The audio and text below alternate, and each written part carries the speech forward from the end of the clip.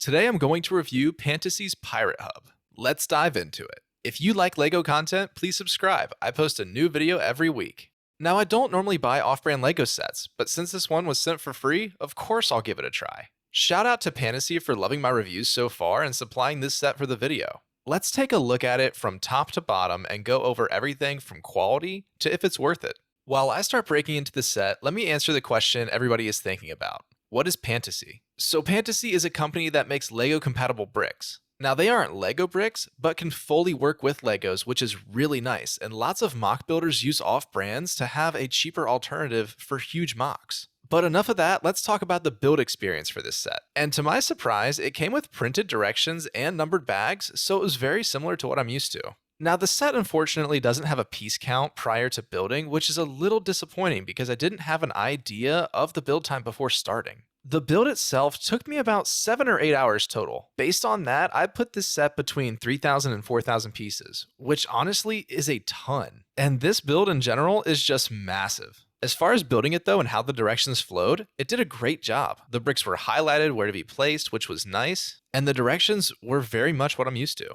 One thing that did throw me for a loop sometimes, and maybe it's because I haven't built too many ships, is having to flip it over on occasion to add pieces. Now maybe that's just my inexperience building ships, or maybe that's normal. Let me know what you think about that in the comments though. A few other things for the build experience that I wasn't a huge fan of was some parts were pretty flimsy. And again, maybe that's a ship thing. I personally like my LEGO structures to be fairly solid so I can move them around or display at a different angle. And I also redo my figures all the time, so that helps a lot.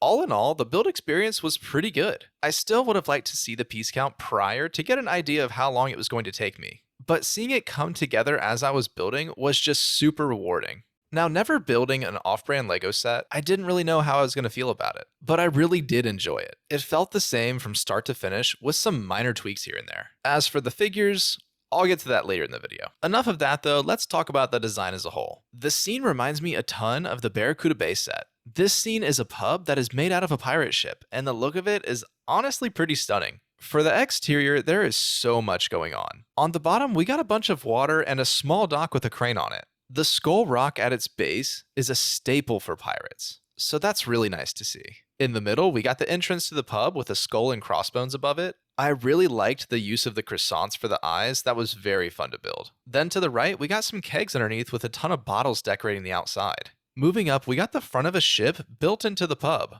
This has a bar on top of it for some outdoor fun. Now keep going and we can see this really interesting rum bottle. Building this bottle was unlike anything I've ever built and was pretty fun. There was lots of yellow for the liquid though. It made it hard to differentiate on the directions some, but I was still able to get it done. The rum label is a sticker and the only sticker I had to place for this whole set, so not too bad. At the very top, we got the main portion of the ship that helps make up another rooftop portion. Up here, we got a very decorated table with tons of food on it, a keg, some torches, and a real nice sail piece. I believe this is silicone because the sail itself is pretty flexible. The crow's nest and pirate flag are always a must to have here as well. Now this is a corner build, so the back of it is mostly walls, but also some really nice balconies for minifigure placement. Outside of the walls, the exterior is very nicely decorated. We got tons of foliage all around, tons and tons of masonry bricks of all different colors, and even lots of wooden planks here and there. The details for these pieces are honestly great. Now this is something we don't normally see in a lot of builds. Typically, masonry bricks are used very sparingly. Now I personally like a couple more studs on my exterior, but it was really nice to see so many masonry bricks fall out of the bags. So this build is actually modular and it opens up as well. The ship portions come off along with a few walls opening up here and it helps a ton. That being said, let's take a little look at the interior. After taking the back of the ship off, we see a little kitchen up top. This kitchen is actually modular as well, and after taking it off, we can see the inside of the pub. We got a couple of chairs and tables down here along with plenty of drinks. As for the parts that open, the back of the ship has a massive door that opens, revealing a very nicely detailed room.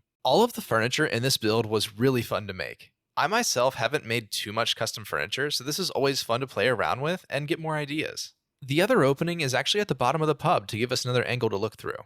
Now to look at the minifigures, they aren't really my cup of tea. I really prefer the nostalgic LEGO minifigures, but if you like this cutesy style, go for it. It's very interesting that although these minifigures are completely different, the weapons and accessories look like the ones I'm used to. So that's kind of nice in case I want to use them later on with figures I prefer more. Because let's be honest, as an army builder and LEGO collector, I can never have enough minifigure accessories. Now let's start getting into the portion where we talk about the quality and if the set's worth it. Now for the brick quality, I can honestly say I'm impressed. I remember when growing up seeing the difference between LEGO and Mega Bloks, and let's just say one felt a lot cheaper. But when building this set, I couldn't tell the difference much at all. Now some of the pieces I wasn't used to because I mainly build castle, but as a whole I could recognize almost all the pieces. As far as colors, they are a little different in some areas. And what I mean by that is LEGO doesn't make every piece in every color. So seeing some specific pieces in a different color was a nice change.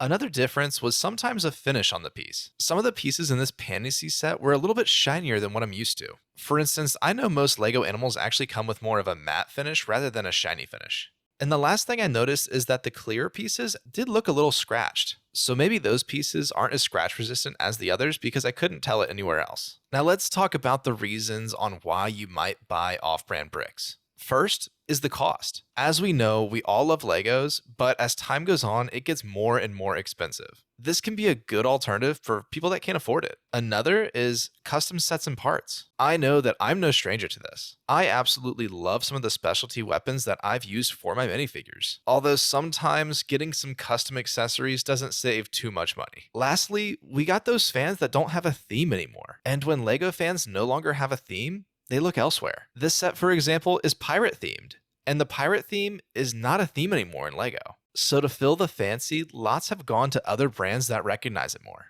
Personally, I think it's a shame that the pirate theme in LEGO is even worse off than Castle. Pirate fans are lucky to see at least one set a year that might go with their style. Now, could this be a good set for a LEGO pirate fan?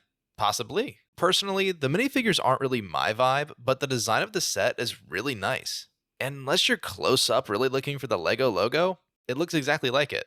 I think it could be a good alternative to fill the void that is there in the LEGO pirate community. Lastly, I think this set is pretty worth the price tag, even if you're buying it for parts for mocks. It only comes in around 150 USD, and if you want an extra discount, be sure to use my discount code. If you have any thoughts about different brands of bricks, custom parts, or accessories, I would love to hear your feedback in the comments. This is still a pretty new world to me, and I have some others that I would love to try out in the future for sure. I think I'm going to display this piece for a little bit while I work on my backlog. Once I get everything built though, I might have to break it down for parts for mocks later on. But let me know if you got any ideas for it. Thank you for watching until the end. If you want to become a part of my inner circle, check out my channel memberships. And a big thank you again to Pantasy for sending me this set to do a review for you all. They did send me this set for free, but they didn't pay me to say nice things or anything about it like that, so I made sure to give you guys my honest review like I always do.